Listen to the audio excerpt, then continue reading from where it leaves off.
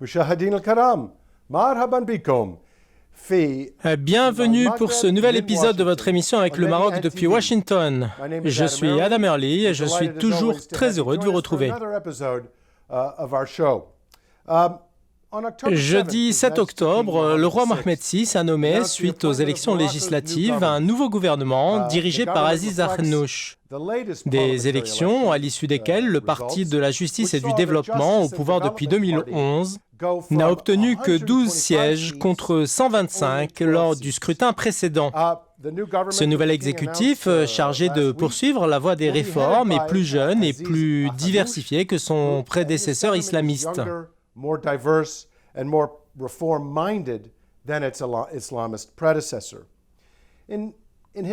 À l'ouverture ce vendredi 8 octobre de la première session de la première année législative de la 11e législature, le roi Mohamed VI a adressé un discours au Parlement. Le souverain a salué la forte participation des Marocains à ces élections.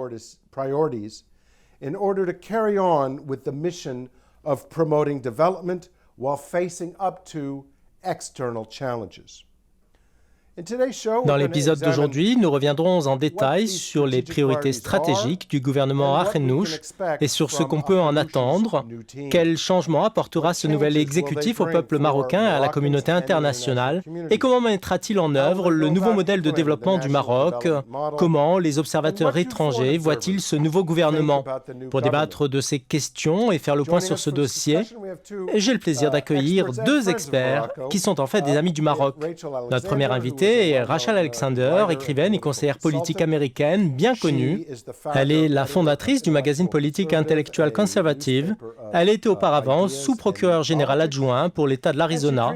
Elle est également chroniqueuse pour le magazine Newslooks.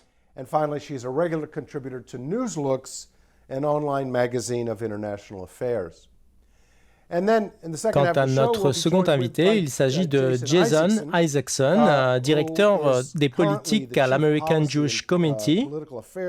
Il était auparavant porte-parole du sénateur Christopher Dodd. Jason Isaacson a été décoré par le roi Mohamed VI de la médaille de chevalier du trône du Royaume du Maroc. Je précise également ici que Jason doit bientôt se rendre au Maroc pour constater par lui-même les progrès réalisés au Maroc et dont nous discuterons durant l'épisode d'aujourd'hui.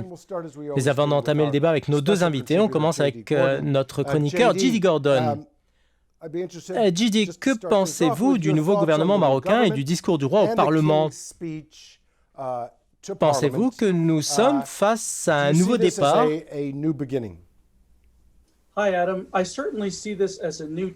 Bonjour Adam, je vois en effet cela comme un nouveau chapitre dans la gestion des affaires du pays au Maroc, pour deux raisons.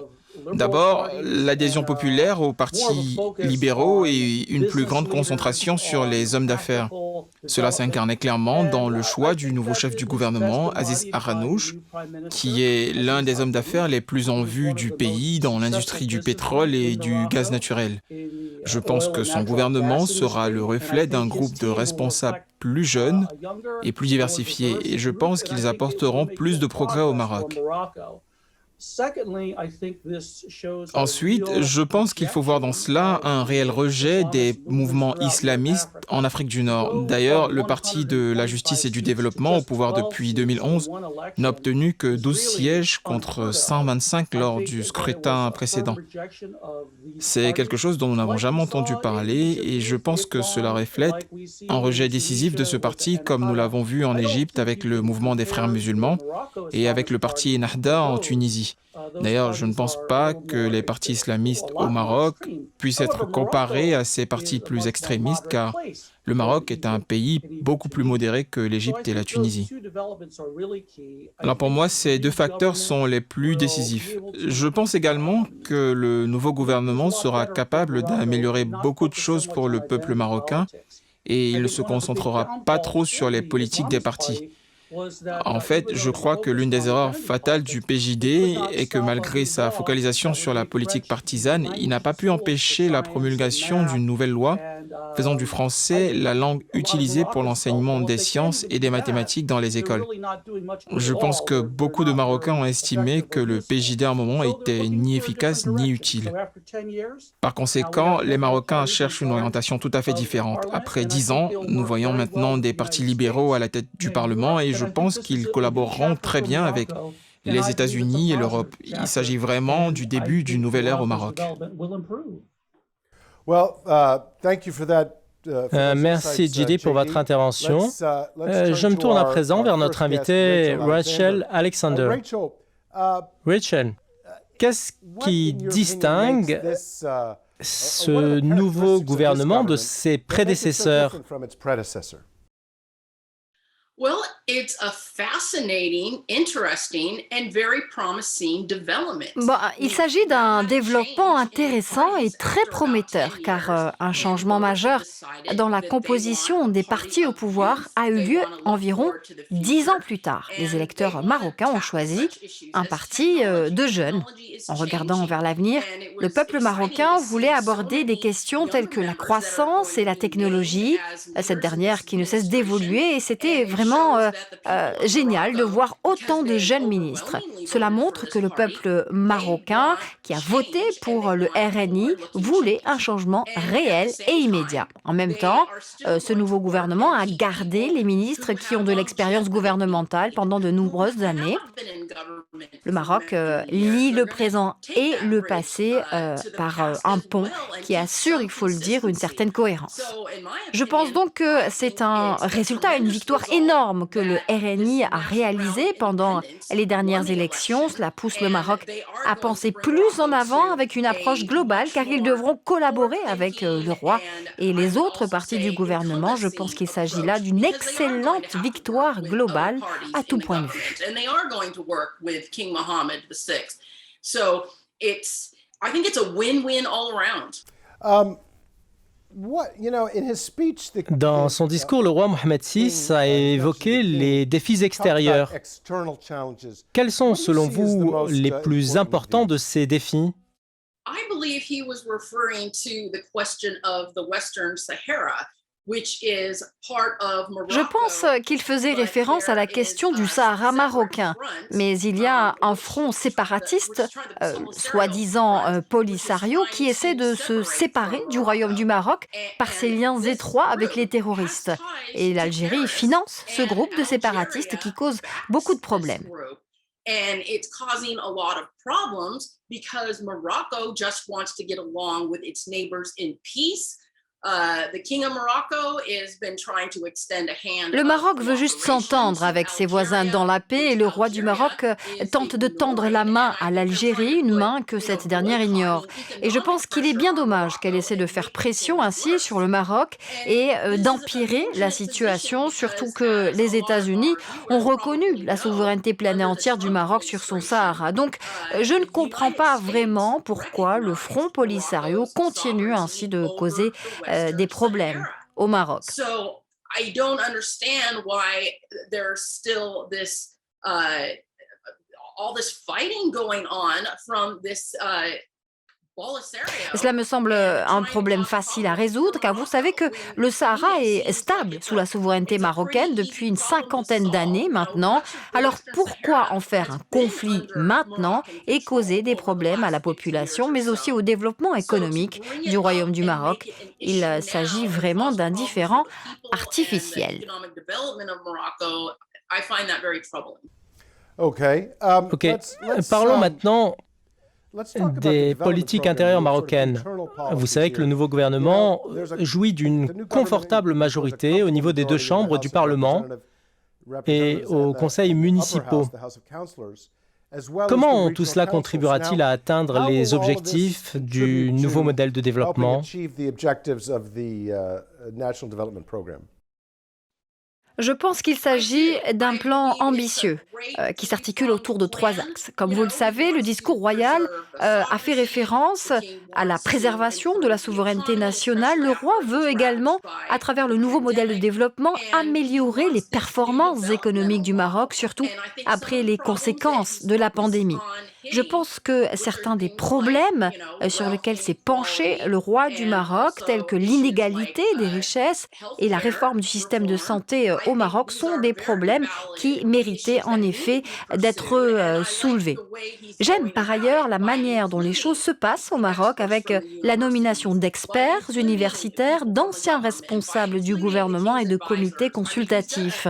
Le roi a fait émerger un groupe très diversifié de personnes aux compétences et aux parcours différents.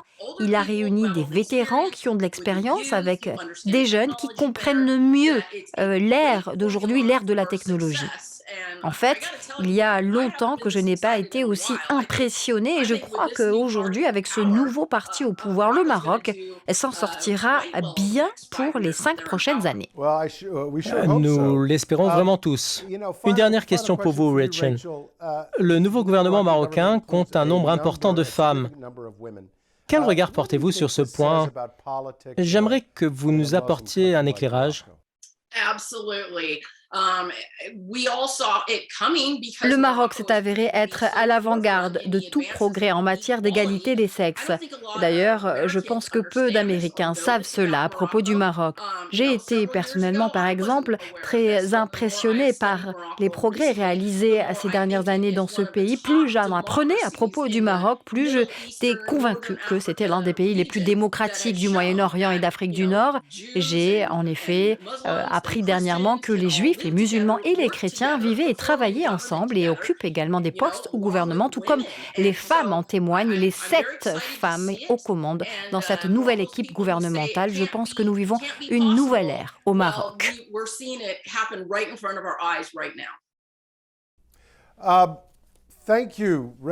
Merci Rachel pour cet avis éclairé. Je me tourne à présent vers Jason Isaacson. Vous avez entendu les propos de JD et de Rachel concernant le nouveau gouvernement du Maroc.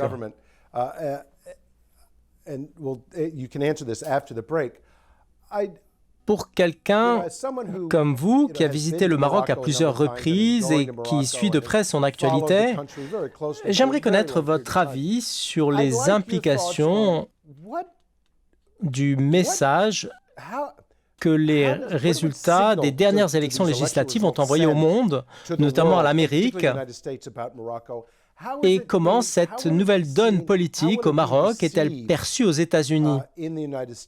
J'attendrai votre réponse, Jason, après une courte pause. Restez avec nous.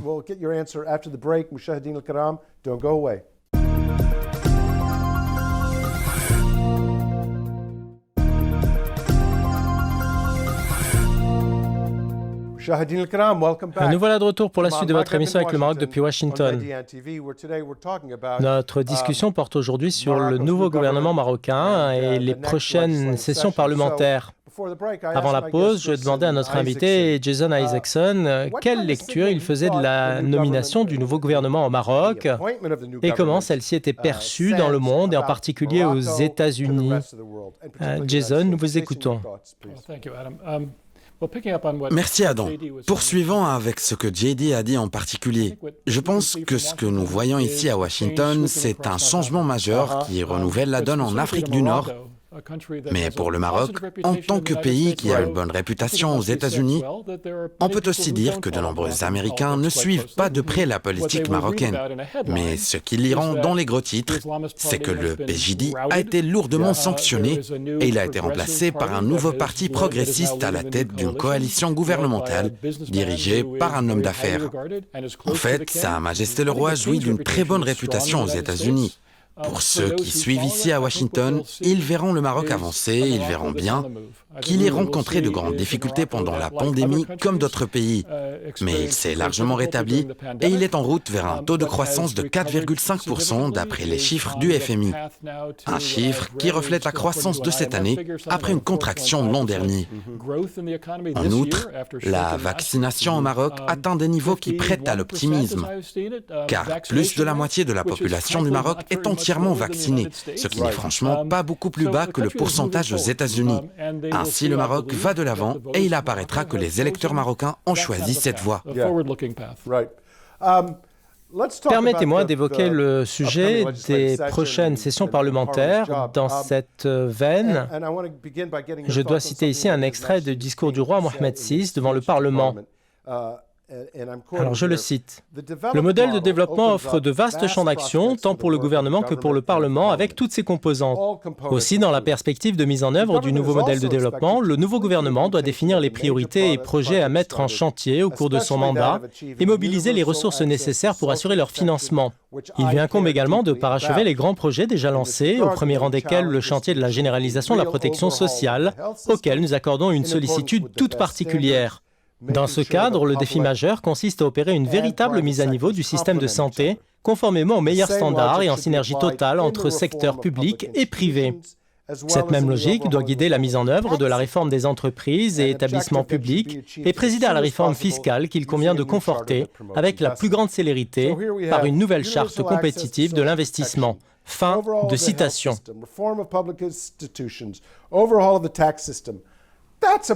En fait, nous sommes devant un discours inclusif abordant la généralisation de la protection sociale, la réhabilitation du système de santé, la réforme des institutions publiques et la réforme fiscale. Il s'agit vraiment d'un plan très ambitieux.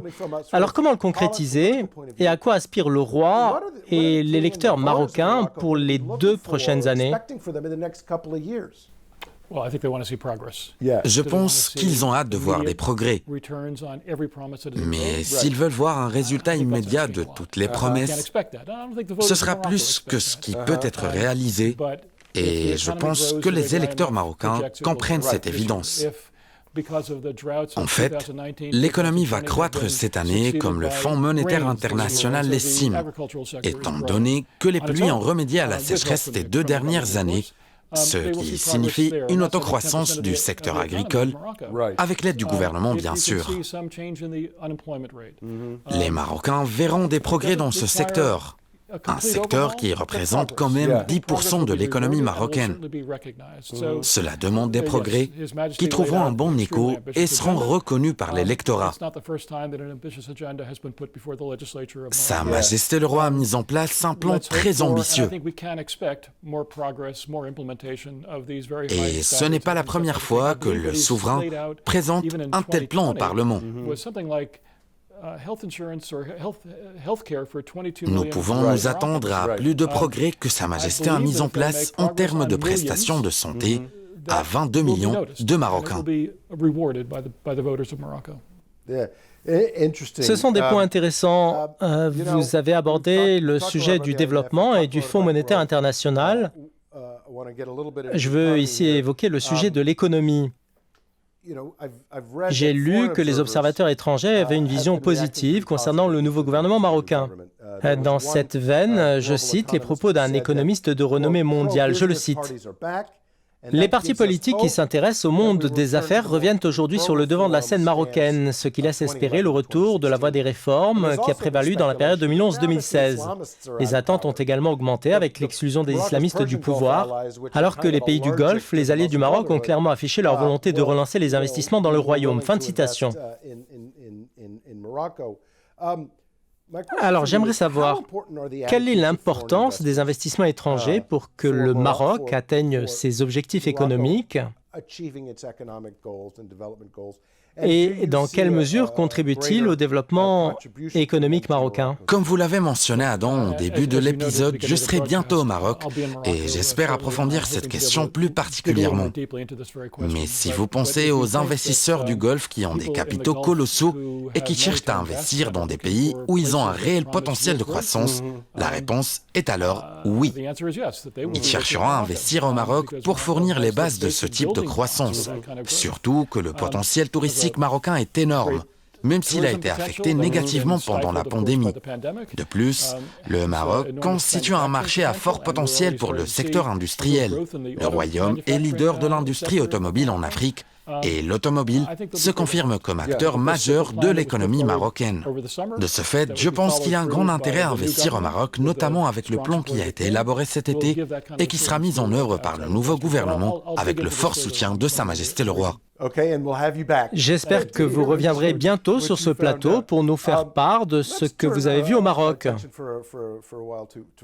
Permettez-moi maintenant d'évoquer la thématique de la politique étrangère. Les islamistes n'étaient pas satisfaits de l'accord d'Abraham et comme nous le savons, le nouveau gouvernement est plus réaliste quand il s'agit des intérêts de l'État. Comment ce changement affectera-t-il les relations entre le Maroc et Israël ? Look, Israelis have been waiting for this breakthrough. For decades. Écoutez, les Israéliens ont toujours attendu cette percée majeure depuis des décennies. Comme vous le savez, il y a des centaines de milliers d'Israéliens d'origine marocaine. Les deux pays se sont donc rapprochés depuis les années 1940 et 1950. Nous avons vu des hommes d'affaires se déplacer entre les deux pays et maintenant nous avons vu l'ambassadeur David Govrin à Rabat en tant qu'envoyé israélien et nous avons vu un envoyé marocain à Tel Aviv. Nous avons vu également des ministres israéliens en déplacement au Maroc. Il existe une coopération dans le domaine de l'énergie, de l'agriculture, de la sécurité alimentaire et de la cybersécurité, en plus d'une variété de questions liées à la sécurité nationale et régionale. Il s'agit d'un véritable début de l'exploration de perspectives de coopération qui apportent de réels bénéfices, créent des emplois et donnent de l'espoir au peuple marocain. Je pense que comme cela s'est produit aux Émirats arabes unis après les accords d'Abraham, environ 100 000 Israéliens ont visité en moins d'un an. Le Maroc, pareil, verra un grand nombre d'Israéliens en visite au royaume. Lorsque la pandémie prendra fin, les portes s'ouvriront et il y aura de très bonnes nouvelles pour le peuple marocain. Cela signifie plus d'argent. En fait, il y a un point que Rachel a mentionné et qui a attiré mon attention. C'est que plusieurs membres du nouveau gouvernement sont jeunes, mais elle a également prêté attention à la nécessité de la continuité. Nous avons vu que le ministre des Affaires étrangères restait en fonction, ainsi que le ministre de l'Intérieur. Donc il ne s'agissait pas seulement d'un renouveau, mais aussi de la nécessité d'une certaine continuité, surtout lorsqu'il s'agissait de questions sécuritaires, comme la question du Sahara marocain, les relations avec le continent africain et la gestion de la crise créée par l'Algérie. Comment voyez-vous alors une telle combinaison d'exigences de renouvellement et de continuité ? I think it's a necessary combination, and it's a familiar combination in that country as well, because of course, you've had. Écoutez, je pense que c'est une combinaison nécessaire. Elle est aussi familière au Maroc, car Sa Majesté le Roi possède des pouvoirs constitutionnels envers de nombreux ministères souverains. Donc, je pense que cette combinaison fonctionne bien. Lorsque l'on parle de responsables expérimentés qui sont inclus dans le nouveau gouvernement, vous trouverez des personnes comme Shakib Ben Moussa, qui a été ambassadeur en France et a précédemment occupé divers postes au sein du gouvernement. Il est une personnalité très connue.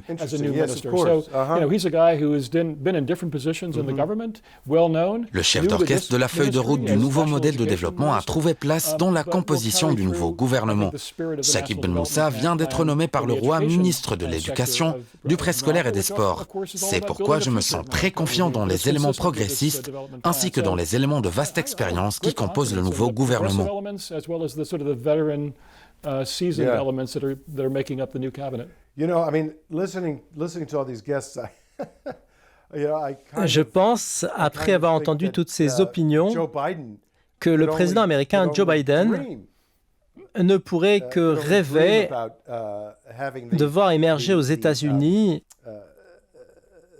une telle majorité que celle qui s'est imposée au Maroc. Je voudrais vous demander, Jason, l'une des raisons pour lesquelles les islamistes ont perdu les dernières élections est qu'ils n'ont pas pu mettre en œuvre ce qu'ils avaient promis. Pourquoi pensez-vous que ce Parlement aura plus de chances de réussir ?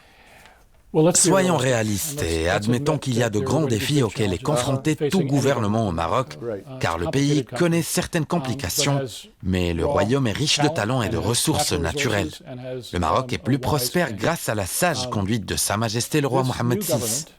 Ce nouveau gouvernement dirigé par un homme qui possède d'excellentes relations et qui est très respecté en tant qu'homme d'affaires et en tant que chef de gouvernement comprend des ministres vétérans et de nouveaux éléments progressistes qui seront en mesure de s'orienter vers une nouvelle direction. Bien évidemment, le nouveau gouvernement fera face à des défis et vous ne devriez pas vous attendre à des résultats immédiats, mais toutefois, je m'attends à des résultats très satisfaisants et à beaucoup de progrès. Chers téléspectateurs, comme je l'ai dit tout à l'heure, le président Biden ne peut que rêver d'avoir une majorité comme celle qui s'est imposée au Maroc. Joe Biden a un gros problème avec le Congrès pour mettre en œuvre sa vision des infrastructures et du budget et sa vision du développement national. Je crois que dans ce contexte, le Maroc réalisera ses ambitions plus rapidement que les États-Unis. Je tiens à remercier nos deux invités, Jason Isaacson et Rachel Alexander. Je remercie également notre chroniqueur, J.D. Gordon. Merci à vous tous, chers téléspectateurs, pour votre attention et rendez-vous la semaine prochaine.